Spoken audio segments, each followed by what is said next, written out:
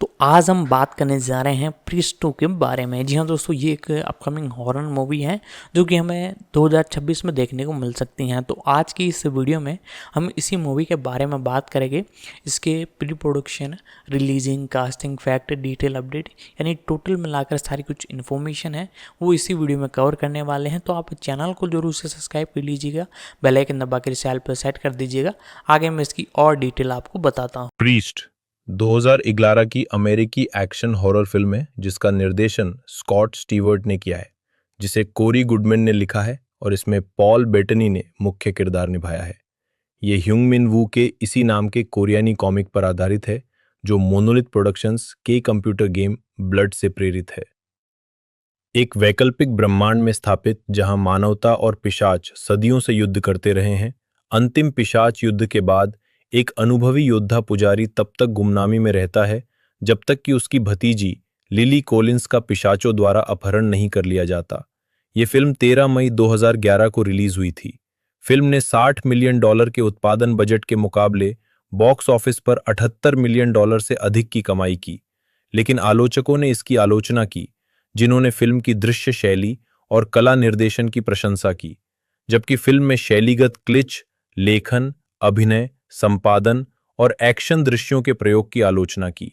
कथानक: मनुष्यों और पिशाचों के बीच सदियों से चले आ रहे युद्ध ने ग्रह की सतह को तहस-नहस कर दिया और चर्च के अधीन एक धर्मतंत्र की स्थापना की। पिशाचों की सूर्य की रोशनी के प्रति संवेदनशीलता के बावजूद उनकी ताकत और गति के कारण उन्हें हराना असंभव था, जब तक कि मानवता ने दीवारों वाले शहरों में शरण नहीं ली और कुलीन योद्धाओं अर्थात पुजारियों को प्रशिक्षित नहीं किया, जिन्होंने स्थिति को बदल दिया। युद्ध के बाद अधिकांश पिशाच मारे गए, जबकि शेष को आरक्षित क्षेत्रों में रखा गया। युद्ध के बाद पादरी वर्ग जीवित बचे पुजारियों को छोड़ देता है, जो शहरी समाज में घुलने मिलने के लिए संघर्ष करते हैं। दीवारों वाले शहरों के बाहर कुछ मनुष्य चर्च के अधिनायकवादी नियंत्रण से मुक्त होकर जीवन यापन की तलाश में हैं। एक स्वतंत्र नगर के शेरिफ ऑगस्टीन हिक्स एक विशेष पुजारी, जिसे केवल पुजारी कहा जाता है, से संपर्क करते हैं। हिक्स ने पुजारी को बताया कि एक पिशाच समूह ने पुजारी के भाई ओवेन और उसकी भाभी शैनन को मार डाला है और उसकी भतीजी लूसी का अपहरण कर लिया है। लूसी से प्रेम करने के कारण हिक्स उसे बचाने के लिए पुजारी से मदद मांगता है। पुजारी पादरी से अपना अधिकार पुनः स्थापित करने का अनुरोध करता है, लेकिन नेता मोनसिग्नोर ओरेलस पिशाच की कहानी को खारिज करते हुए मना कर देता है। पुजारी शहर छोड़ देता है और ओरेलस उसे वापस लाने के लिए 3 पुजारी और एक पुजारिन को भेजता है। प्रीस्ट और हिक्स नाइट से डिजर्वेशन पहुंचते हैं, जहां पिशाच और उनके सेवक परिचित रहते हैं।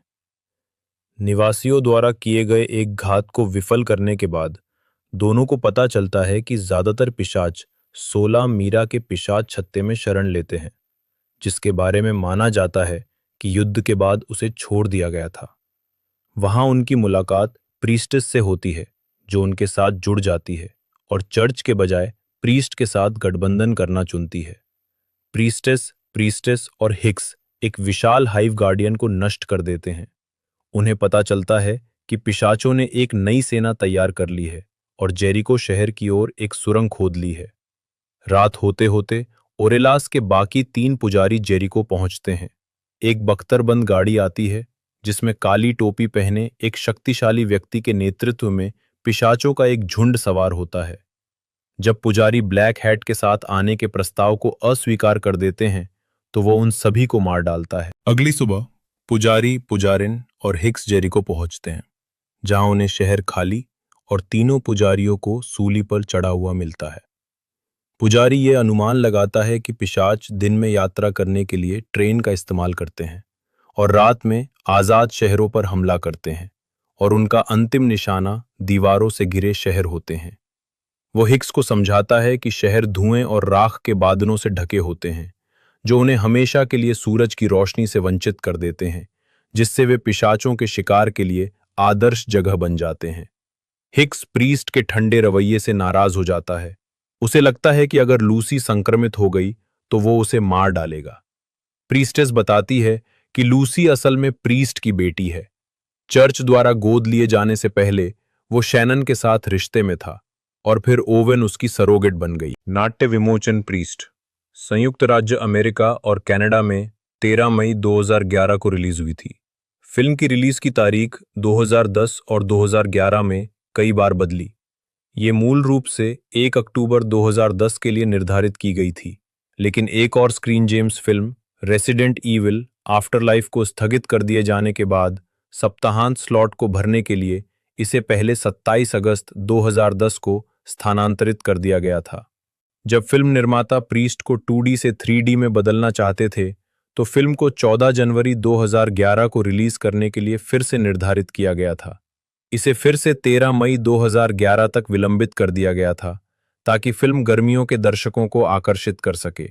प्रीस्ट को संयुक्त राज्य अमेरिका और कनाडा के बाहर 6 मई 2011 को 4 बाजारों में रिलीज किया गया था। इसने सप्ताहांत में अनुमानित 5.6 मिलियन डॉलर की कमाई की, जिसमें रूस में 2.9 मिलियन डॉलर और स्पेन में 1.8 मिलियन डॉलर की ठीक-ठाक शुरुआत शामिल थी। यूनाइटेड किंगडम में इसका प्रदर्शन $700,000 से भी कम रहा। ये फिल्म 13 मई 2011 को संयुक्त राज्य अमेरिका और कनाडा में 2,864 सिनेमाघरों में रिलीज हुई, जिनमें से 2006 में 3D स्क्रीनिंग हुई। इसने सप्ताहांत में अनुमानित 14.5 मिलियन डॉलर की कमाई की, जो बॉक्स ऑफिस पर चौथे स्थान पर रही। अंडरवर्ल्ड सीरीज और रेजिडेंट ईविल सीरीज की समान फिल्मों की तुलना में इसका प्रदर्शन कमजोर माना गया। आज तक प्रीस्ट ने अनुमानित 76.5 मिलियन डॉलर की कमाई की है, जिसमें से 29.1 मिलियन डॉलर उत्तरी अमेरिका से थी। आलोचनात्मक स्वागत। प्रीस्ट को आलोचकों द्वारा काफी हद तक नकारा गया था। समीक्षा एग्रीगेटर रॉटन टोमाटोज ने 98 आलोचकों की समीक्षाओं के आधार पर फिल्म को 15% का स्कोर दिया है, जिसमें आम सहमति है कि प्रीस्ट बेशक चिकना और स्टाइलिश है, लेकिन ये गुण विज्ञानफाई, एक्शन और हॉरर क्लीच के सुस्त व्युत्पन्न मिश्रण पर बर्बाद हो जाते हैं।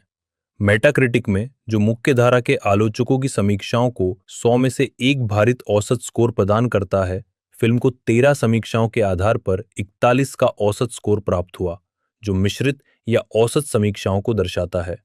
सिनेमा स्कोर पोल ने बताया कि दर्शकों ने फिल्म को A+ से F पैमाने पर C+ ग्रेड दिया था। यह भी देखें लीजन, एक फिल्म जिसका निर्देशन भी स्कॉट स्टीवर्ट ने किया था और जिसमें पॉल बेटनी ने अभिनय किया था। पिशाच फिल्में, सिनेमा में पिशाचों के बारे में और पिशाचों पर आधारित अन्य फिल्में। पॉल बेटनी 1971 एक अंग्रेजी अभिनेता है। उन्हें मार्वल सिनेमैटिक यूनिवर्स में जार्विस और विजन की भूमिकाओं के लिए जाना जाता है, जिसमें Disney plus series Wanda vision 2021 भी शामिल है, जिसके लिए उन्हें प्राइम टाइम एमी पुरस्कार के लिए नामांकित किया गया था। बेटनी को पहली बार गैंगस्टर नंबर 1 2000, अ नाइट्स टेल 2001 और अ ब्यूटीफुल माइंड 2001 फिल्मों में अभिनय के लिए लोकप्रियता मिली। उन्हें film master and commander the far side of the world 2003 में स्टीफन मटूरिन की भूमिका के लिए बाफ्टा पुरस्कार के लिए नामांकित किया गया था। उन्होंने डॉगविल 2003, Wimbledon 2004, the da Vinci code 2006, the tourist 2010, margin call 2011, legend 2015 और solo A Star Wars story 2018 में भी अभिनय किया। उन्होंने फिल्म शेल्टर 2014 से निर्देशन में कदम रखा, जिसका लेखन और सह निर्माण भी उन्होंने ही किया था। टेलीविजन में बेटनी ने अ वेरी ब्रिटिश स्कैंडल श्रृंखला में इयान कैंपल 11वें ड्यूक ऑफ आर्गिल की भूमिका निभाई है और मंच पर उन्होंने वेस्ट एंड और ब्रॉडवे में नाटक द कोलैबोरेशन में एंडी वारहोल की भूमिका निभाई है। प्रारंभिक जीवन, बेटनी का जन्म 27 मई 1971 को लंदन में हुआ था। एनी केटल के घर, जो एक स्टेज गायिका, थिएटर शिक्षिका और स्टेज मैनेजर थीं, और ठाने बेटनी, जो एक नर्तकी, अभिनेता, नाटक शिक्षक और सोफी डचेस ऑफ एडिनबर्ग की गॉडफादर थीं। बेटनी का पालन पोषण रोमन कैथोलिक के रूप में हुआ, हालांकि उनकी पुष्टि के बाद चर्च में उनकी उपस्थिति कम हो गई। फिर बेटनी ने नास्तिक बनने से पहले अपने पिता के साथ मेथोडिस्ट और चर्च ऑफ इंग्लैंड की कलीसियाओं सहित अन्य ईसाई संप्रदायों के साथ प्रयोग किया। जबकि उनके पिता हैटफील्ड, हर्टफोर्डशायर के पास सभी लड़कियों के बोर्डिंग स्कूल क्वींसवुड स्कूल में पढ़ाते थे, परिवार स्कूल के मैदान में रहता था। जब बेटनी 16 साल के थे, उनके भाई मैथ्यू की 8 साल की उम्र में क्वींसवुड में एक टेनिस पवेलियन की छत से कंक्रीट पर गिरने से मृत्यु हो गई। इसके तुरंत बाद बेटनी ने स्कूल छोड़ दिया, घर छोड़ दिया और लंदन में एक सड़क कलाकार बन गए। वो एक छोटे से फ्लैट में रहते थे और एक बस्कर के रूप में सड़कों पर गिटार बजाकर पैसे कमाते थे। बाद में उनके माता पिता का तलाक हो गया। 2 साल बाद उन्हें बुजुर्गों के लिए एक घर में नई नौकरी मिल गई। 1 साल तक वहां काम करने के बाद बेटनी ने ड्रामा सेंटर लंदन में दाखिला लिया। आजीविका 1990 में 19 साल की उम्र में बेटनी ने चौक फार्म स्थित ड्रामा सेंटर लंदन में 3 साल का कोर्स शुरू किया। उन्होंने एल्डविच थिएटर में स्टीफन डैल्ड्री की प्रशंसित West End revival An Inspector Calls में एरिक बर्लिंग की भूमिका निभाते हुए अपना पहला स्टेज शो किया। उन्होंने रॉयल शेक्सपियर कंपनी के Richard third, Romeo and Juliet और जूलियस सीजर, जिसके लिए उन्हें चार्ल्सन पुरस्कार के लिए नामांकित किया गया था, के निर्माण में भी काम किया। जब बेटनी 21 वर्ष के थे तब उन्होंने बीबीसी के ओलिवर ट्विस्ट के निर्माण में बिल साइक्स की भूमिका निभाई थी। सीन बीन की सीरीज शाद के फाइनल में वॉटरलू की लड़ाई में नीदरलैंड के विलियम द्वितीय के रूप में दिखाई देने के बाद उन्होंने बेंट में एक छोटे से हिस्से के साथ अपनी फिल्म की शुरुआत की, जो एक हॉलोकॉस्ट ड्रामा था जिसमें क्लाइव ओवेन, जूडी लॉ और इयान मैकेलन भी थे। उन्होंने मंच और टेलीविजन में काम करना जारी रखा। इनमें जो पेन हॉल का लव एंड अंडरस्टैंडिंग शामिल था, जो लंदन के बुश थिएटर में खेला गया और फिर कनेक्टिकट में चला।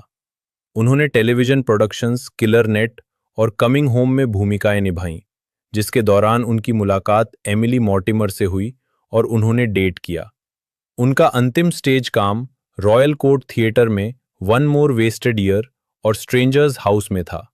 उन्होंने कई और फिल्में फिल्माईं। हॉलीवुड में वापस लेखक निर्देशक ब्रायन हेल्गेलैंड द सीन ईटर, जिसे द ऑर्डर के रूप में भी जाना जाता है, नामक एक नई फिल्म की योजना बना रहे थे। वह बेटनी के ऑडिशन टेप से प्रभावित थे, हालांकि हेल्गेलैंड ने अंततः ए नाइट्स टेल को फिल्माने का फैसला किया। स्टूडियो के अधिकारी प्रभावित नहीं थे, लेकिन हेल्गेलैंड उन्हें कास्ट करने के लिए दृढ़ थे, यहां तक कि उनके लिए चौसर का हिस्सा भी लिखा। ए नाइट्स टेल बेटनी का पहला बड़ा हॉलीवुड प्रोडक्शन होगा। उन्हें ए नाइट्स टेल के लिए आलोचनात्मक प्रशंसा मिली, जिसमें सर्वश्रेष्ठ ब्रिटिश सहायक अभिनेता के लिए London film critics circle award जीतना भी शामिल था। फिल्म खत्म होने के बाद हेल्गेलैंड ने दृढ़ निश्चय किया कि हॉलीवुड को बेटनी की प्रतिभा को पहचानना चाहिए। उन्होंने अपने कई साथियों को ऑडिशन टेप दिखाया, जिसमें रॉन हॉवर्ड भी शामिल थे। उन्होंने लार्स वॉन ट्रायर की डॉगविले में एक भूमिका के लिए अपनी प्रतिबद्धता के कारण भूमिका को ठुकरा दिया। तीनों ट्रेन तक पहुंच जाते हैं, जहां प्रीस्टेस रेल की पटरियों को तहस नहस करने के लिए आगे बढ़ती है। वहीं प्रीस्ट और हिक्स ट्रेन में चढ़ जाते हैं। पिशाचों और परिचितों से लड़ते हुए जैसे ही वे लूसी को ढूंढते हैं, ब्लैक हैट उन दोनों पर हावी हो जाता है। ब्लैक हैट प्रीस्ट का पूर्व साथी निकलता है, जिसे 16 मीरा पर हमले में बंदी बना लिया गया था।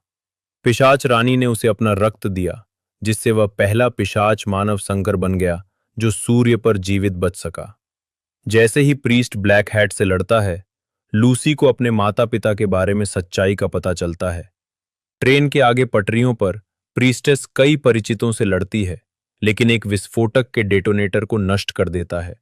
अपने मिशन को पूरा करने के लिए वह अपनी मोटरसाइकिल पर विस्फोटक रखती है और उसे ट्रेन के इंजन से टकरा देती है और विस्फोट से पहले ही कूद जाती है।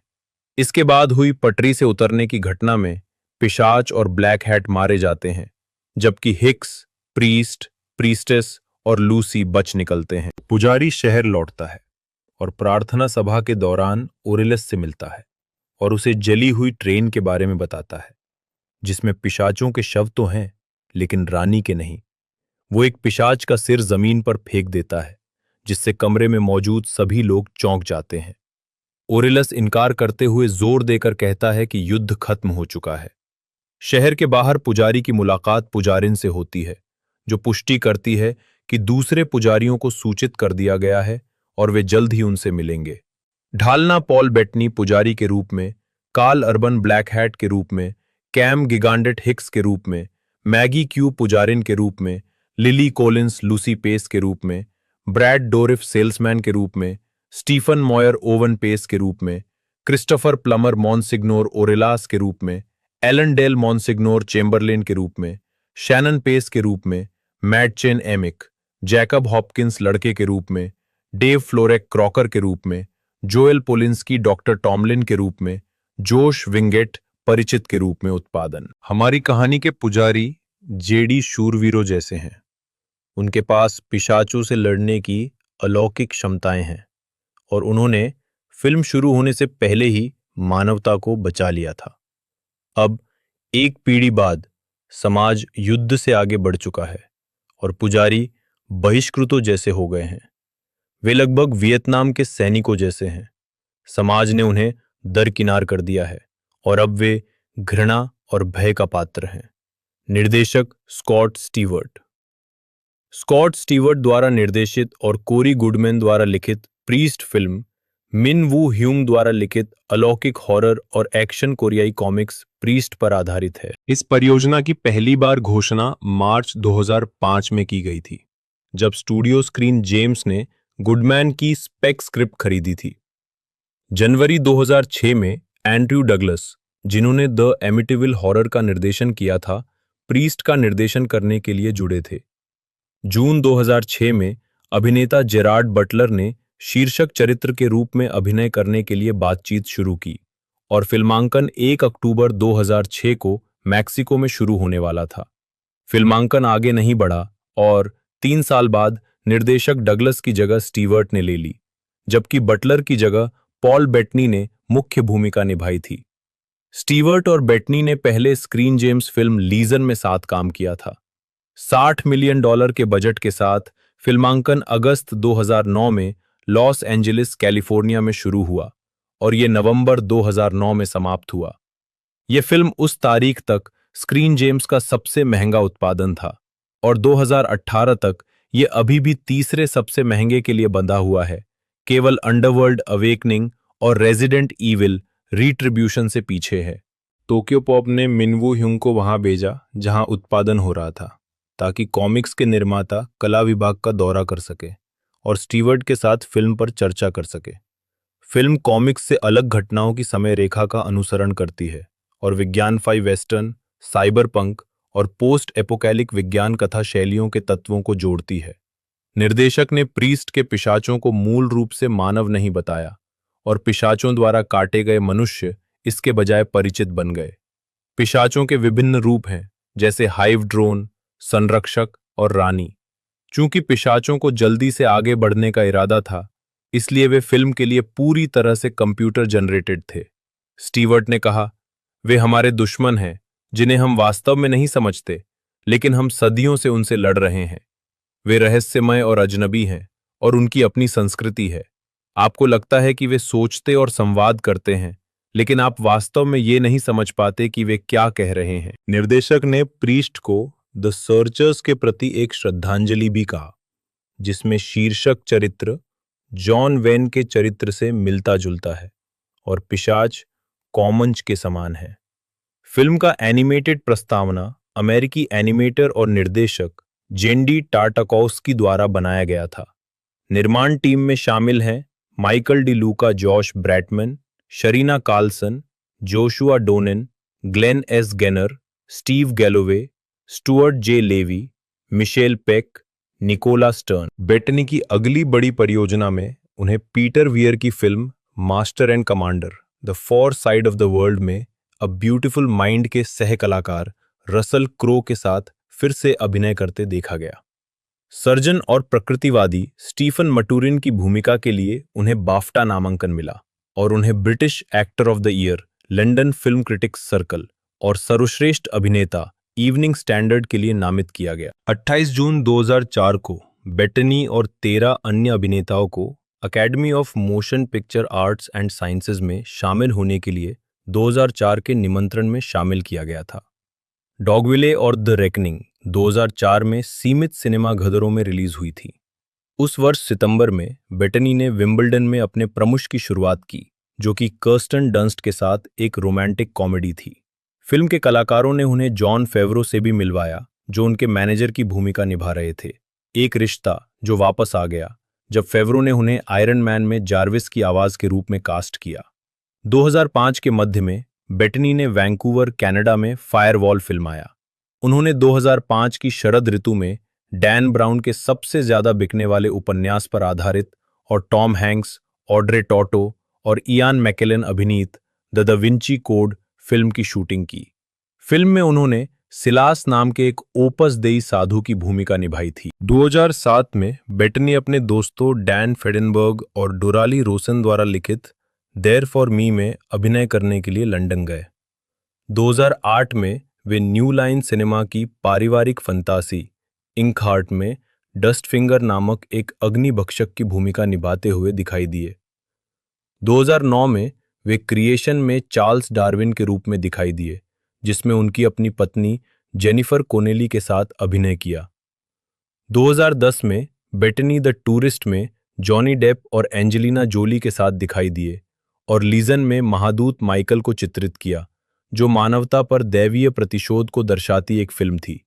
उन्होंने प्रीस्ट और मार्जिन कॉल फिल्मों में अभिनय किया, दोनों 2011 में रिलीज हुई। बेटनी ने 2010 के आयरन मैन 2, 2012 के द एवेंजर्स, 2013 के आयरन मैन 3 और डिज्नीलैंड के इनोवेशन आकर्षण में जार्विस के रूप में अपनी आवाज की भूमिका को दोहराया। 2014 में बेटनी ने जॉनी डेप और साथ ही ब्रिटिश अभिनेता रेबेका हॉल के साथ फीचर फिल्म ट्रांसेंडेंस में अभिनय किया। उन्हें एक बार फिर डेप के साथ मॉड डेकाई में जोड़ा गया, जो 2015 की एक मोशन पिक्चर थी जिसमें ग्वेनेथ पाल्ट्रो और इवान मैग्रेगर भी थे। 5 साल तक जार्विस को आवाज देने के बाद बेटनी ने मार्वल सिनेमैटिक यूनिवर्स फिल्म में अपनी पहली ऑन स्क्रीन उपस्थिति 2015 की film Avengers Age of Ultron में विजन की भूमिका निभाते हुए दिखाई है। डिस्कवरी चैनल के television show Manhunt Unabomber में बेटनी ने टेड कजिंस्की का किरदार निभाया था। Solo A Star Wars Story में बेटनी ने माइकल के विलियम्स की जगह ली थी, जब विलियम्स को अंतिम फिल्म से हटा दिया गया था क्योंकि वह फिल्म के रीशूट के दौरान सेट पर वापस नहीं आ पाए थे। उनकी जगह बेटनी को कास्ट किया गया, जिसमें किरदार को मोशन कैप्चर एलियन से मानव में बदल दिया गया। 2 जनवरी 2018 को यह बताया गया कि बेटनी नेटफ्लिक्स श्रृंखला द क्राउन में Prince Philip Duke of Edinburgh की भूमिका निभाने के लिए एक सौदे के करीब थे, मैट स्मिथ के बाद। कुछ दिनों बाद 25 जनवरी को टीवी लाइन द्वारा यह बताया गया कि शेड्यूलिंग संघर्षों के कारण बेटनी अंततः साइन करने में असमर्थ थे। बेटनी ने Marvel television mini series Wanda vision में एलिजाबेथ ओल्सन के साथ अभिनय किया, जिसमें उन्होंने अपने मार्वल सिनेमैटिक यूनिवर्स के चरित्र विजन के एक नए संस्करण को चित्रित किया, जिसमें ओल्सन ने वांडा का किरदार निभाया। जनवरी 2021 में इसका प्रीमियर डिज्नी प्लस पर हुआ, जिसे आलोचकों से प्रशंसा मिली। श्रृंखला की समीक्षा करते हुए IGN के मैट पर्सलो ने लिखा कि बेटनी सहजता से हास्य नाटकों को अपना लेते हैं और वह और ओल्सन जीवन, बुद्धि और भावना की एक शानदार मात्रा प्रदान करते हैं। अपने प्रदर्शन के लिए बेटनी को लिमिटेड या एंथोलॉजी सीरीज या मूवी में उत्कृष्ट लीड एक्टर के लिए प्राइम टाइम एमी अवार्ड और सर्वश्रेष्ठ अभिनेता मिनी सीरीज या टेलीविजन फिल्म के लिए गोल्डन ग्लोब अवार्ड के लिए नामांकन मिला। बेटनी ने 2021 की mini series a very British scandal में अभिनय किया। उन्होंने फरवरी से अप्रैल 2022 तक लंदन के यंग विक में एंथनी मैककार्टन के नाटक द कोलैबोरेशन के निर्माण में कलाकार एंडी वारहोल की भूमिका निभाई। वह नाटक के फिल्म रूपांतरण में भूमिका को फिर से निभाने वाले हैं। बेटनी को Facebook Cambridge Analytica data scandal के बारे में एक फिल्म में व्यवसायी अलेक्जेंडर निक्स को चित्रित करने के साथ साथ ड्रामा फिल्म हार्वेस्ट मून में सह-लेखन और अभिनय करने के लिए जोड़ा गया है। बेटनी आगामी Disney plus series vision quest 2026 में विजन के रूप में अपनी भूमिका को फिर से निभाएंगे। कैमरून जॉसलिन गिगैंडेट, जन्म 16 अगस्त 1982, एक अमेरिकी अभिनेता है जिनके क्रेडिट में द ओसी पर एक आवर्ती भूमिका और फीचर फिल्मों Twilight, Pandorum, never back down, Burlesque, easy A, priest और द मैग्निफिसेंट 7 में उपस्थिति शामिल है। उन्होंने CBS की कानूनी ड्रामा सीरीज रेकलेस में भी अभिनय किया। 2016 से 2018 तक गिगैंडेट ने audience network drama series ice में अभिनय किया। प्रारंभिक जीवन। गिगैंडेट का जन्म वॉशिंगटन के टेकोमा में किम और जे गिगैंडेट के घर हुआ था, जो द रॉक पिज्जा फ्रेंचाइजी के सहमालिक थे। उनकी बहन केल्सी एक हेयर स्टाइलिस्ट हैं। 2001 में वॉशिंगटन के ऑबर्न में ऑबर्न सीनियर हाई स्कूल से स्नातक होने के बाद वे कैलिफोर्निया चले गए, जहां उन्होंने सांता मोनिका कॉलेज में पढ़ाई की। आजीविका 2003 में गिगांडेट ने अपराध टेलीविजन श्रृंखला CSI क्राइम सीन इन्वेस्टिगेशन में अतिथि भूमिका के साथ अपने अभिनय की शुरुआत की। 2004 और 2005 में गिगांडेट ने the young and the restless और जैक एंड बॉबी जैसे टेलीविजन शो में आवर्ती भूमिकाओं के साथ अपने टेलीविजन करियर को जारी रखा। 2005-06 में गिगांडेट को Fox teen drama television series the OC में केविन वोल्चॉक के रूप में लिया गया, जो 15 एपिसोड में प्रदर्शित हुआ। गिगांडेट ने केविन की भूमिका निभाई, जो एक बुरा लड़का और विद्रोही प्रतिस्पर्धी सर्फर है, जो अमीर सोशलाइट मरीसा कूपर, मिशा बार्टन के साथ एक आकस्मिक संबंध विकसित करता है। अगस्त 2007 में गिगांडेट को समिट एंटरटेनमेंट मांडले पिक्चर्स की action drama film never back down में लिया गया। उन्होंने खलनायक बुरे लड़के और फाइटिंग चैंपियन रयान मैकार्थी की भूमिका निभाई, जो फिल्म के नायक को उतारने की तैयारी करता है। गिगांडेट और सह कलाकार सीन फारिस ने 2008 MTV मूवी अवार्ड्स में बेस्ट फाइट के लिए एक पुरस्कार साझा किया। उन्होंने फिल्म के ट्रैकर पिशाच जेम्स की भूमिका निभाने के लिए अनुबंध किया। गिगांडेट को 2009 के MTV मूवी अवार्ड्स में रॉबर्ट पैटिंसन के साथ बेस्ट फाइट का दूसरा पुरस्कार मिला। 2008 में गिगांडेट ने 10वें वार्षिक यंग हॉलीवुड अवार्ड्स में वन टू वॉच का पुरस्कार जीता। अगस्त 2008 में गिगांडेट ने स्क्रीन जेम्स की अलौकिक हॉरर फिल्म द अनबॉर्न पर हस्ताक्षर किए, जिसमें उन्होंने नायक की प्रेमिका की भूमिका निभाई। इसके अलावा 2009 में गिगांडेट ने साइंस फिक्शन थ्रिलर पैंडोरम में कॉर्पोरल गैलो के रूप में अभिनय किया। व्यक्तिगत जीवन 1 जनवरी 2003 को बेटनी ने स्कॉटलैंड में अमेरिकी अभिनेत्री जेनिफर कोनेली से शादी की, जिनसे उनकी मुलाकात 2001 की फिल्म अ ब्यूटीफुल माइंड में साथ काम करने के दौरान हुई थी। किशोरावस्था में 1986 की फिल्म लेबिरिंथ में उन्हें देखने के बाद उनमें उनके प्रति आकर्षण पैदा हो गया था। 11 सितंबर के हमलों ने उन्हें उनके प्रति अपनी भावनाओं पर काम करने के लिए प्रेरित किया और उनसे संपर्क करने की 2 दिनों की कोशिश के बाद उन्होंने प्रस्ताव रखा, इस तथ्य के बावजूद कि वे अभी तक रिश्ते में नहीं थे। अपनी शादी के तुरंत बाद वे ट्रिबेका में रहने के बाद ब्रुकलिन हाइट्स चले गए। दंपत्ति के 2 बच्चे हैं। बेटनी कोनेली के पिछले रिश्ते से हुए बेटे के सौतेले पिता हैं। बेटनी 2010 से अभिनेता जॉनी डेप की करीबी दोस्त है, क्योंकि उनकी मुलाकात द टूरिस्ट के सेट पर हुई थी। बेटनी और डेप के बीच 2013 के टेक्स्ट संदेशों को 2020 में द सन के खिलाफ डेप के मानहानि के मुकदमे के दौरान और 2022 में डेप की पूर्व पत्नी अभिनेत्री एम्बर हर्ड के खिलाफ मानहानि के मुकदमे के हिस्से के रूप में सबूत के तौर पर इस्तेमाल किया गया था।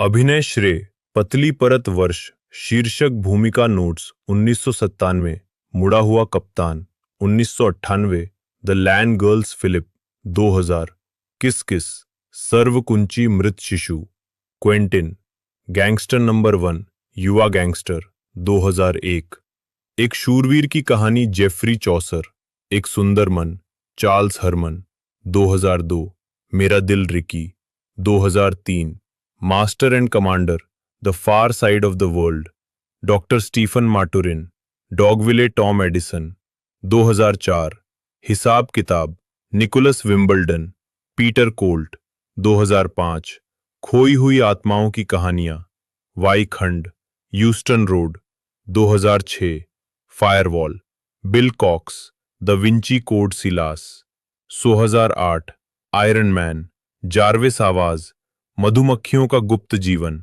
T Ray Owens, ink heart, dust finger. Lily Jane Collins एक अंग्रेजी अमेरिकी अभिनेत्री है। गिल्डफोर्ड में जन्मी और लॉस एंजलिस में पली बड़ी, उन्होंने 2 साल की उम्र में BBC के सिटकॉम ग्रोइंग पेन्स में अभिनय करना शुरू किया।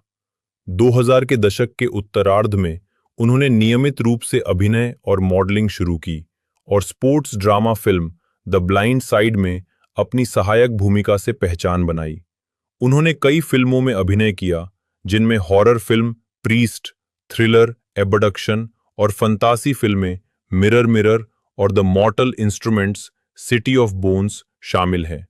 कोलिंस को romantic comedy film rules don't apply में एक युवा अभिनेत्री की भूमिका के लिए समीक्षकों द्वारा सराहा गया, जिसके लिए उन्हें सर्वश्रेष्ठ अभिनेत्री के गोल्डन ग्लोब पुरस्कार के लिए नामांकित किया गया था। और drama film To the Bone में एनोरेक्सिया से पीड़ित एक युवा वयस्क की भूमिका के लिए भी। वह biopic film Extremely Wicked, Shockingly Evil and Vile, Tolkien और मैंक में दिखाई। उन्होंने BBC mini series Les Miserables 2018-2019 में फैंटाइन की भूमिका निभाई और 2020 से नेटफ्लिक्स की romantic comedy series Emily in Paris में मार्केटिंग एग्जीक्यूटिव एमिली कूपर की भूमिका निभा रही है, जिसके लिए उन्हें सर्वश्रेष्ठ अभिनेत्री टेलीविजन सीरीज, म्यूजिकल या कॉमेडी के लिए गोल्डन ग्लोब अवार्ड और उत्कृष्ट कॉमेडी सीरीज निर्माता के रूप में के लिए प्राइम टाइम एमी अवार्ड के लिए नामांकित किया गया था। उन्होंने संस्मरण unfiltered, no shame no regrets, just me 2017 लिखा है, जिसमें मानसिक स्वास्थ्य और शरीर की छवि के साथ अपने संघर्षों पर चर्चा की गई है। प्रारंभिक जीवन। लिली जेन कोलिंस का जन्म 18 मार्च 1989 को हुआ था। वे अंग्रेजी संगीतकार फिल कोलिंस और उनकी दूसरी पत्नी जिल टेवलमैन की बेटी हैं, जो एक अमेरिकी हैं और बेवरली हिल्स महिला क्लब की पूर्व अध्यक्ष हैं। उनके नाना एक कनाडाई यहूदी आप्रवासी थे, जिन्होंने कई वर्षों तक कैलिफोर्निया के बेवरली हिल्स में पुरुषों के कपड़ों की दुकान का स्वामित्व किया था। 1996 में अपने माता पिता के तलाक के बाद जब वो 6 साल की थी, कोलिंस अपनी मां के साथ लॉस एंजलिस चली गईं। उन्होंने हार्वर्ड वेस्टलेक स्कूल से स्नातक की उपाधि प्राप्त की और प्रसारण पत्रकारिता में प्रमुखता के साथ दक्षिणी कैलिफोर्निया विश्वविद्यालय में भाग लिया। उन्हें 2007 में पेरिस में बाल देश डेब्यूटेंट्स में डेब्यूटेंट के रूप में प्रस्तुत किया गया था। एक किशोरी के रूप में वो एक खाने के विकार से पीड़ित थी, जिसका वर्णन उन्होंने बाद में अपनी आत्मकथा unfiltered, no shame no regrets, just me में किया। 2007-2012 प्रारंभिक कार्य और सफलता।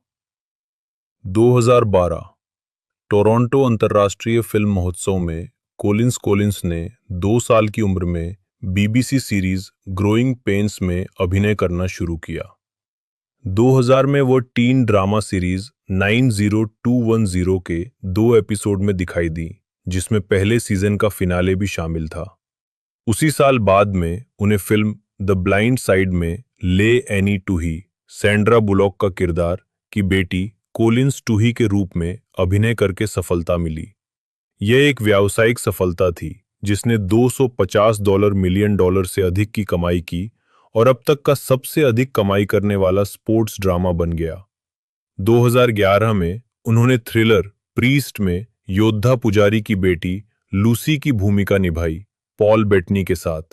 हालांकि ये एक आलोचनात्मक और व्यावसायिक विफलता थी, लेकिन उनके प्रदर्शन के लिए उनकी प्रशंसा की गई और MTV नेटवर्क्स के nextmovie.com ने उन्हें 2011 में देखने लायक ब्रेकआउट सितारों में से एक नामित किया। उन्होंने टेलर लॉटनर के साथ 2011 की एक्शन फिल्म अपहरण में सह अभिनय किया। 2012 में कोलिंस ने परिकथा Snow White and the 7 dwarfs के रूपांतरण मिरर मिरर में स्नो वाइट का किरदार निभाया। ब्रिटिश अखबार द डेली टेलीग्राफ के रॉबी कॉलिन ने उनके बारे में लिखा, उनका चेहरा मनमोहक, सनसनीखेज और सिनेमा के लिए लगभग एकदम सही है। ऑड्रे हेपबर्न की कल्पना कीजिए, जिनकी भौहें लियम गैलागर जैसी हों। उनकी मुस्कान चुटीलेपन का आदर्श है।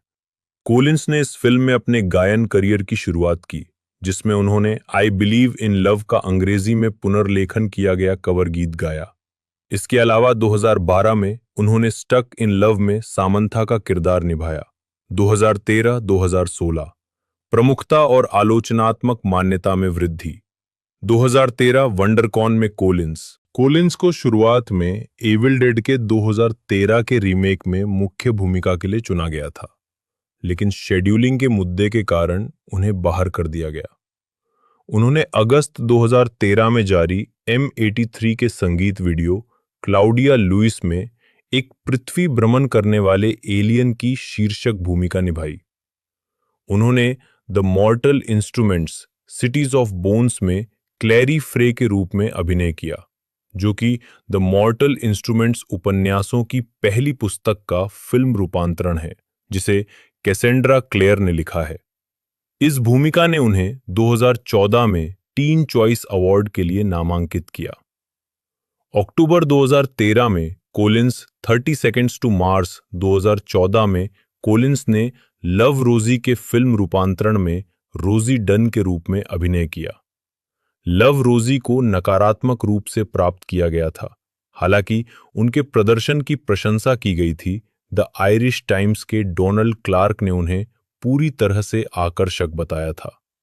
कोलिंस ने romantic comedy drama rules don't apply में महत्वाकांक्षी अभिनेत्री मार्ला माब्रे की प्रमुख भूमिका निभाई थी।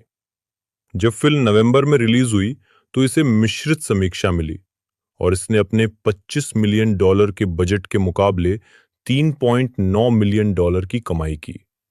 इसके बावजूद मार्ला माब्रे की भूमिका के लिए कोलिंस को 74वें गोल्डन ग्लोब अवार्ड्स में कॉमेडी या म्यूजिकल में सर्वश्रेष्ठ अभिनेत्री के लिए अपना पहला गोल्डन ग्लोब नामांकन मिला।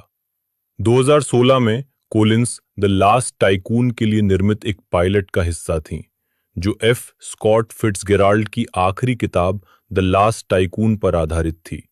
अमेज़न ने 27 जुलाई 2016 को श्रृंखला के लिए पायलट को उठाया, लेकिन बाद में सितंबर 2017 में दूसरे सीजन की अपनी योजना रद्द कर दी। मार्च 2016 में Collins anorexia drama film To the Bone में मुख्य भूमिका में शामिल हुई, जिसे मार्टी नॉक्सन ने लिखा और निर्देशित किया।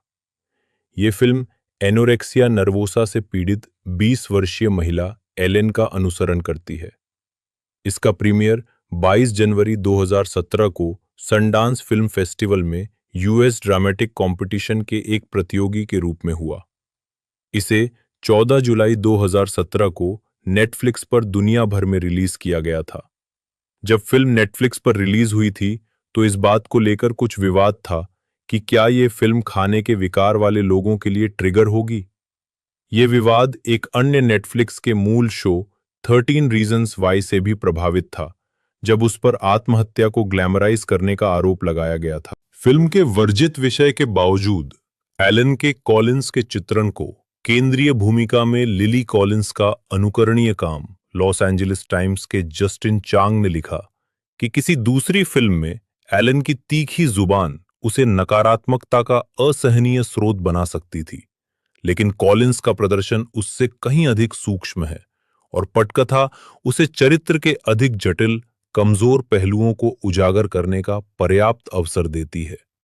2017 वर्तमान स्थापित अभिनेत्री कॉलिंस और extremely wicked, shockingly evil and vile के सह कलाकार जैक एफ्रॉन 2019 में। कोलिंस को बोंग जून हो द्वारा निर्देशित नेटफ्लिक्स ड्रामा फिल्म ऑक्जा में कास्ट किया गया था।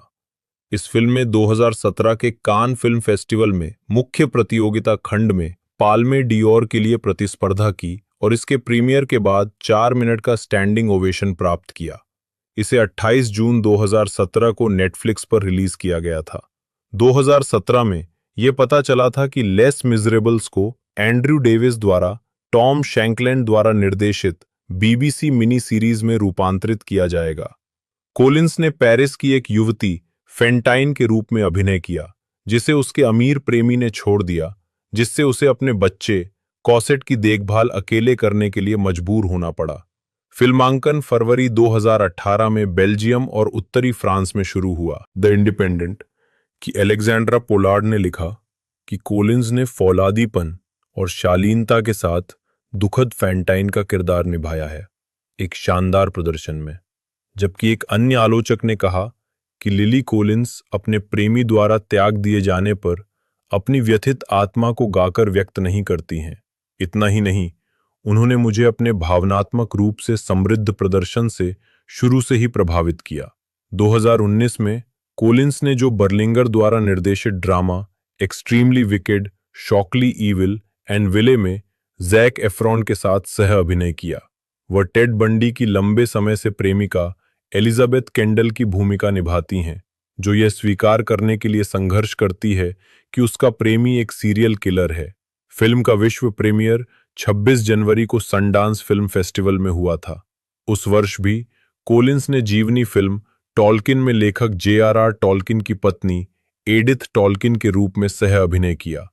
फिल्मांकन अक्टूबर 2017 में शुरू हुआ और दिसंबर में लपेटा गया, और टॉल्किन 10 मई 2019 को रिलीज हुई। 2020 में कोलिंस ने वॉन स्टीन द्वारा निर्देशित थ्रिलर इनहेरिटेंस और पेरिस में काम करने वाले एक युवा अमेरिकी के बारे में नेटफ्लिक्स टेलीविजन श्रृंखला एमिली इन पेरिस में अभिनय किया। एमिली इन पेरिस के लिए कोलिंस को सर्वश्रेष्ठ अभिनेत्री, टेलीविजन श्रृंखला संगीत या कॉमेडी के लिए दूसरा गोल्डन ग्लोब पुरस्कार नामांकन मिला। उसी वर्ष उन्होंने समीक्षकों द्वारा प्रशंसित फिल्म मैंक में लेखक हरमन जे मैनक्विक्स की अंग्रेजी प्रतिलेखक रीटा एलेक्जेंडर का किरदार निभाया। कोलिंस होप डिकिंसन लीच द्वारा निर्देशित द क्रैडल और चार्ली मैकडॉवेल द्वारा निर्देशित गिल्डेड रेज में अभिनय करने वाली हैं। जून 2021 में यह घोषणा की गई थी कि कोलिंस बच्चों के खिलौने पॉली पॉकेट पर लीना डनहम द्वारा निर्देशित एक फिल्म का निर्माण करेंगे। कोलिंस इसमें मुख्य भूमिका निभाएंगी। सार्वजनिक छवि। किशोरावस्था में कोलिंस ने ब्रिटिश पत्रिका एले गर्ल के लिए NY कॉन्फिडेंशियल नामक एक कॉलम लिखा था। उन्होंने 17 टीन वोग और लॉस एंजलिस टाइम्स के लिए भी लिखा है। उन्हें चैनल द्वारा पेरिस के होटल डी क्रिलॉन में 2007 बाल देश डेब्यूटेंट में उनके गाउन में से एक पहनने के लिए चुना गया था, जिसे रियलिटी टेलीविजन श्रृंखला द हिल्स के सीजन 3 में दिखाया गया था। उन्हें 2008 में स्पेन की ग्लैमर पत्रिका द्वारा international model of the year के रूप में चुना गया था और अगस्त 2009 में पत्रिका के कवर पर दिखाई दी। कोलिंस ने 2008 के अमेरिकी राष्ट्रपति चुनाव को Nickelodeon series Kids Pick the President में एक होस्ट के रूप में कवर किया। उन्होंने नवीनतम रेड कार्पेट संवाददाता के लिए 2008 यंग हॉलीवुड पुरस्कार जीता। वह मैक्सिम पत्रिका द्वारा 2009 में रॉकस्टार्स की सबसे हॉट बेटियों के रूप में नामित 20 महिलाओं में से एक थीं। सक्रियतावाद। कोलिंस एक मुखर एंटी बुलिंग अधिवक्ता है और एंटी बुलिंग संगठन बायस्टैंडर रिवॉल्यूशन की सेलिब्रिटी एम्बेसडर है। 2018 से वो जियो कैंपेन की एक एम्बेसडर भी रही है, जो एक गैर लाभकारी संगठन है जो दुनिया भर में अनाथ और कमजोर बच्चों के जीवन को बेहतर बनाने के लिए जागरूकता और धन जुटाता है। 2024 के संयुक्त राज्य अमेरिका के राष्ट्रपति चुनाव में कोलिंस ने कमला हैरिस का समर्थन किया। व्यक्तिगत जीवन। कोलिंस ने 2013 में कहा था कि अपने माता-पिता के तलाक के मीडिया कवरेज के कारण उत्पन्न कठिनाइयों को देखने के बाद वो सार्वजनिक रूप से अपने रिश्तों पर चर्चा करना पसंद नहीं करती थीं। सितंबर 2020 में कोलिंस ने अमेरिकी फिल्म निर्देशक और लेखक चार्ली मैकडॉवेल से अपनी सगाई की घोषणा की। उनकी शादी 4 सितंबर 2021 को डंटन हॉट स्प्रिंग्स, कोलोराडो में हुई। कोलिंस ने 2022 में कैलिफोर्निया के पैसाडेना में केस स्टडी हाउस नंबर 10 खरीदा। मार्च 2023 में बताया गया कि उन्होंने डेनमार्क के कोपनहेगन के ओस्टरब्रो जिले में एक टाउन हाउस खरीदा है। 2025 में कोलिंस ने इंस्टाग्राम पर घोषणा की कि उनके पहले बच्चे का जन्म सरोगेसी के जरिए हुआ है। आर्थर क्रिस्टोफर ऑरम प्लॉमर, सीसी, 13 दिसंबर 1949, 5 फरवरी 2021। एक कनाडाई अभिनेता थे। उनका करियर 7 दशकों तक चला और उन्हें फिल्म, रंगमंच और टेलीविजन में उनके अभिनय के लिए पहचान मिली। उनके पुरस्कारों में 1 अकादमी पुरस्कार, 2 टोनी पुरस्कार और 2 प्राइम टाइम एमी पुरस्कार शामिल हैं, जिससे वे ट्रिपल क्राउन ऑफ एक्टिंग के एकमात्र कनाडाई प्राप्तकर्ता बन गए। उन्हें बाफ्टा पुरस्कार, गोल्डन ग्लोब पुरस्कार और स्क्रीन एक्टर्स गिल्ड पुरस्कार के साथ साथ ग्रैमी पुरस्कार के लिए नामांकन भी मिला। प्लॉमर ने 1954 में नाटक द स्टार क्रॉस स्टोरी से ब्रॉडवे पर अपनी शुरुआत की। उन्हें 2 टोनी पुरस्कार मिले, एक सायरानो 1974 में सायरानो डे बर्जरैक की भूमिका के लिए सर्वश्रेष्ठ संगीत अभिनेता के लिए और दूसरा बैरीमोर 1997 में जॉन बैरीमोर की भूमिका के लिए सर्वश्रेष्ठ नाटक अभिनेता के लिए। उनकी अन्य टोनी नामांकित भूमिकाओं में JB 1949, Othello 1982, No Man's Land 1994, King Lear 2004 और इनहेरिट द विंड 2007 शामिल हैं। प्लमर ने स्टेज स्ट्रक से अपने फिल्मी करियर की शुरुआत की और उसी साल विंड अक्रॉस द एवरग्लेड्स में अपनी पहली मुख्य भूमिका निभाई। जूली एंड्रयूज के साथ संगीतमय film the sound of music में कैप्टन जॉर्ज वॉन ट्रैप की भूमिका के कारण वे घर घर में प्रसिद्ध हो गए।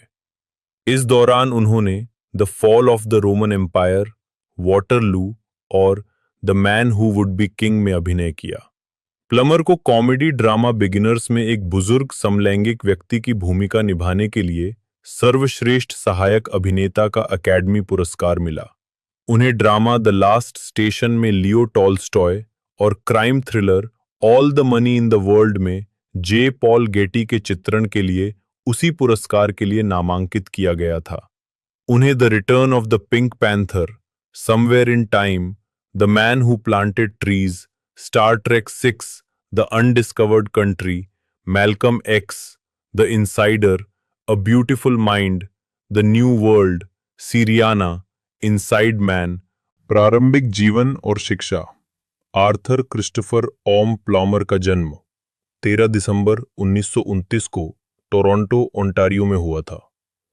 वह जॉन ओम प्लॉमर 1894-1977 की इकलौती संतान थे, जिन्होंने स्टॉक और अन्य प्रतिभूतियां बेची, और इसाबेला मैरी एबॉट, जिन्होंने मैकगिल विश्वविद्यालय में विज्ञान के डीन के सचिव के रूप में काम किया और कनाडाई प्रधानमंत्री सर जॉन एबॉट की पोती थी। अपने पिता की ओर से प्लॉमर के परदादा पेटेंट वकील और एजेंट एफ.बी. फेदरस्टोन हॉक थे। प्लॉमर कनाडाई शास्त्रीय पियानो वादक जेनिना फियाल्कोव्स्का के चचेरे भाई और ब्रिटिश अभिनेता नीगल ब्रूस के दूसरे चचेरे भाई भी थे। प्लमर के माता पिता उनके जन्म के कुछ समय बाद ही अलग हो गए थे और उनका पालन पोषण मुख्य रूप से उनकी मां ने मॉन्ट्रियल द्वीप के पश्चिमी सिरे पर क्यूबेक के सेनविले में एबट परिवार के घर में किया था। अंग्रेजी के अलावा वो धारा प्रवाह फ्रेंच बोलते थे। एक स्कूली छात्र के रूप में उन्होंने एक कॉन्सर्ट पियानो वादक बनने के लिए अध्ययन करना शुरू किया, लेकिन कम उम्र में ही उनमें थिएटर के लिए प्यार विकसित हो गया और उन्होंने मॉन्ट्रियल के हाई स्कूल में पढ़ाई के दौरान अभिनय करना शुरू कर दिया। उन्होंने लॉरेंस ओलिवियर की फिल्म हेनरी वी 1944 देखने के बाद अभिनय करना शुरू किया। उन्होंने मॉन्ट्रियल रिपर्टरी थिएटर में एक प्रशिक्षु के रूप में अभिनय की मूल बातें सीखीं। प्लमर कभी विश्वविद्यालय नहीं गए, जिसका उन्हें जीवन भर अफसोस रहा। हालांकि उनकी मां और उनके पिता के परिवार का मैकगिल विश्वविद्यालय से संबंध था, लेकिन वे कभी मैकगिल के छात्र नहीं रहे। 1946 में उन्होंने मॉन्ट्रियल हाई स्कूल के नाटक प्राइड एंड प्रेजुडिस में मिस्टर डार्सी की भूमिका निभाकर मॉन्ट्रियल गैजेट के थिएटर समीक्षक हर्बर्ट विटेकर का ध्यान आकर्षित किया। विटेकर मॉन्ट्रियल रिपर्टरी थिएटर के शौकिया मंच निर्देशक भी थे और उन्होंने 18 साल की उम्र में प्लमर को जीन कॉकट्यू के नाटक ला मशीन इन्फर्नेल में ओडिपस की भूमिका में लिया। स्टीफन जॉन मॉयर एक अंग्रेजी अभिनेता और फिल्म निर्देशक है। उन्हें HBO टेलीविजन श्रृंखला ट्रू ब्लड में पिशाच बिल कॉम्प्टन की भूमिका निभाने के लिए जाना जाता है। इसके बाद television film lord of misrule आई, जिसे फॉवी कॉर्नवाल में फिल्माया गया, जिसमें रिचर्ड विल्सन, एमिली मॉर्टिमर और प्रूनेला स्केल्स भी थे। 1997 में मॉयर ने बड़े पर्दे पर अपनी शुरुआत की और हेल फॉस्टर की लंबे समय से चल रही कॉमिक स्ट्रिप प्रिंस वैलियंट के फिल्म रूपांतरण में मुख्य भूमिका निभाई, जिसमें उन्होंने रॉन पर्लमैन और कैथरीन हीगल के साथ काम किया। 2017 से 2019 तक उन्होंने फॉक्स सीरीज द गिफ्टेड में मुख्य भूमिका रीड स्ट्रकर के रूप में अभिनय किया। प्रारंभिक जीवन और career. Moyer 2011 International Comic Con San Diego में Ryan Kwanten, Deborah Ann Woll, Anna Paquin, Rutina Wesley और टीवी शो ट्रू ब्लड के नेल्सन एलिस के साथ। मॉयर का जन्म ब्रेंटवुड एसेक्स में हुआ था और उन्होंने सेंट मार्टिन, हटन, एसेक्स के एक व्यापक स्कूल में पढ़ाई की। उन्होंने London academy of music and dramatic art lambda से स्नातक किया। वह अक्टूबर 2007 में ब्रेंटवुड थिएटर के पहले संरक्षक बने, विशेष रूप से उनके रीचिंग आउट बिल्डिंग ऑन अभियान का समर्थन करते हुए, ताकि 2008 में बैकस्टेज सुविधाओं के पूरा होने में मदद मिल सके। लैम्डा से स्नातक होने के बाद मोयर ने 5 साल तक थिएटर में काम किया। उन्होंने National Theatre Wales, Royal Shakespeare Company और ऑक्सफोर्ड स्टेज कंपनी के साथ काम किया, जिसमें दौरे पर जाना और रोमियो एंड जूलियट के प्रोडक्शंस में रोमियो की भूमिका निभाना शामिल था। इसके बाद उन्होंने टेलीविजन और फिल्म में बदलाव किया। 2 अक्टूबर 2017 को मॉयर ने फॉक्स की सीरीज द गिफ्टेड में, जो कि The X Men feature film series पर आधारित है, रीड स्ट्रकर की मुख्य भूमिका में अपनी शुरुआत की, जो एक जिला अटॉर्नी है और जिसका काम असाधारण शक्तियों वाले म्यूटेंट को पकड़ना है। हालांकि इस समर्पित पारिवारिक व्यक्ति को इस बात का अंदाजा नहीं है कि उसका कार्य जीवन और पारिवारिक जीवन किस हद तक एक दूसरे से जुड़ने वाले हैं। फॉक्स ने पहले सीजन के लिए 10 एपिसोड का ऑर्डर दिया था। व्यक्तिगत जीवन मॉयर का एक बेटा बिली है जो 2000 में पैदा हुआ था और एक बेटी लिलाक जो 2002 में पैदा हुई थी, पत्रकार लोरियन हेंस के साथ उनके 17 साल के रिश्ते से। अगस्त 2009 में मोयर की सगाई अभिनेत्री एना पैक्विन से हुई, जिन्होंने एचबीओ सीरीज ट्रू ब्लड में उनके किरदार की प्रेमिका सूकी स्टेकहाउस का किरदार निभाया था। 2007 में सीरीज के पायलट एपिसोड की शूटिंग के बाद से ही उनके बीच अफेयर चल रहा था। 2008 में उनका तलाक फाइनल हो गया। उन्होंने 21 अगस्त 2010 को कैलिफोर्निया के मालिबू में एक निजी निवास पर शादी की। मोयर और पैक्विन का एक बेटा चार्ली और एक बेटी पोपी है, जो जुड़वा हैं। परिवार वेनिस, लॉस एंजलिस में रहता है। मोयर पहले भी शराब की लत से जूझ चुके हैं। 2015 में उन्होंने कहा कि वे 14 साल से शराब से दूर हैं और ये लत ब्रिटिश थिएटर में उनकी जड़ों से उपजी है, जहां वे पीटर ओटूल जैसे निजी नायकों की सार्वजनिक छवि की नकल करते हैं। दक्षिणी कैलिफोर्निया के एक गैर लाभकारी संगठन क्लियर फाउंडेशन में एक रात्रि भोज में उन्होंने कहा, अपना काम करने से एक अलग ही उत्साह होता है और आप उस उत्साह को जारी रखना चाहते हैं। वे दूसरों को पुनर्वास और संयम में मदद करने के लिए क्लियर फाउंडेशन के साथ काम करते हैं। Moire West Ham United FC के समर्थक। प्लमर को कैप्टन वॉन ट्रैप के अपने चित्रण के लिए व्यापक रूप से जाना जाता है। इसकी वजह रॉबर्ट वाइज निर्देशित संगीत महाकाव्य द साउंड ऑफ म्यूजिक 1965 की बॉक्स ऑफिस पर सफलता और निरंतर लोकप्रियता है। प्लमर ने जूली एंड्रियोस के साथ अभिनय किया और फिल्म ने सर्वश्रेष्ठ फिल्म सहित 5 अकादमी पुरस्कार जीते। हालांकि पहले तो वो इस भूमिका को लेकर शर्मिंदा थे, जिसे प्लमर ने बहुत भयानक और भावुक बताया था। फिल्म ने सिनेमाई इतिहास बनाया। ये गॉन विद द विंड को पीछे छोड़ते हुए अब तक की सबसे ज्यादा कमाई करने वाली फिल्म बन गई। एंड्रियोस के साथ काम करने के अलावा उन्हें फिल्म बनाने के सभी पहलू अप्रिय लगे और उन्होंने इसका नाम इस्तेमाल करने से परहेज किया। उन्होंने 45वीं वर्षगांठ पर नरमी दिखाई और 28 अक्टूबर 2010 को द ओपरा विनफ्रे शो में पूरी कास्ट के साथ दिखाई दिए। 2009 में प्लामर ने कहा कि वो इस किरदार से थोड़ा ऊब गए थे। उन्होंने कहा, हालांकि हमने उसे दिलचस्प बनाने के लिए काफी मेहनत की, लेकिन ये एक मरे हुए घोड़े को पीटने जैसा था और विषय वस्तु मेरी नहीं है। मेरा मतलब है, ये दुनिया के हर व्यक्ति को पसंद नहीं आ सकती। हालांकि उन्होंने स्वीकार किया कि फिल्म अपने आप में अच्छी बनी थी और उन्हें इतनी व्यापक अपील वाली फिल्म से जुड़ने पर गर्व है। लेकिन ये एक बहुत अच्छी तरह से बनी फिल्म थी और ये एक पारिवारिक फिल्म है और मुझे नहीं लगता कि हमने सदियों से इस पैमाने पर कोई पारिवारिक फिल्म देखी है।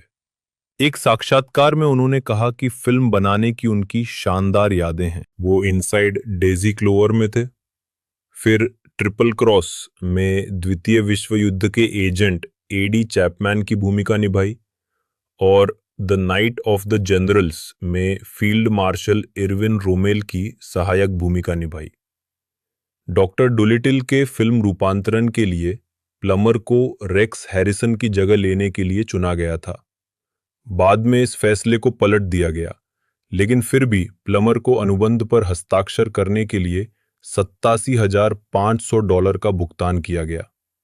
उसी समय Plummer stage play the royal hunt of the sun में प्रदर्शन कर रहे थे और उनकी डोलिटिल की पूरी भागीदारी इतनी संक्षिप्त थी कि प्लमर ने कभी भी प्रदर्शन नहीं छोड़ा। प्लमर ने ओडिपस द किंग और द हाई कमिश्नर में शीर्षक भूमिका निभाई, जिसमें उन्होंने बाद में एक ऑस्ट्रेलियाई की भूमिका निभाई। The royal hunt of the sun के 1959 के फिल्म रूपांतरण में प्लमर ने रॉबर्ट शॉ के पिज़ारो में इंका सम्राट अताहुआल्पा की भूमिका निभाई। स्क्रीन पर प्लमर ने वॉटरलू में ड्यूक ऑफ वेलिंगटन को चित्रित किया। द पाइक्स उनकी पहली कनाडाई फिल्म थी। उन्होंने the man who would be king 1975 में रूडयार्ड किपलिंग की भूमिका निभाई।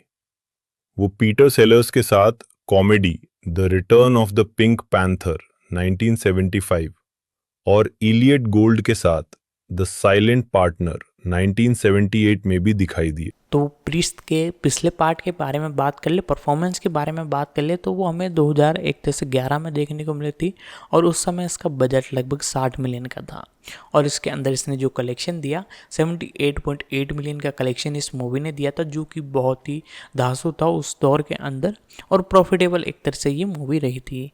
बाकी मेकर्स द्वारा इसे अब तक एक तरह से नहीं बनाया गया, तो बाकी कई अपडेट निकल कर आ रही है। बाकी कभी अभी तक एक तरह से ऑफिशियल इसका जो पोस्टर है वो रिलीज़ नहीं किया गया है। जैसे इसका पोस्टर रिलीज़ हो जाता है तो कंफर्मेशन हमें मिल जाती है कि अपकमिंग ये मूवी हमें कंफर्म देखने को मिलेगी। बाकी और कोई अपडेट आती है तो मैं आपको हमारे इस चैनल के माध्यम से बताता रहूँगा, तो आप चैनल को ज़रूर से सब्सक्राइब कीजिएगा, बेल आइकन दबाकर इस साल पर सेट कर दीजिएगा। मिलते हैं अगले वीडियो में।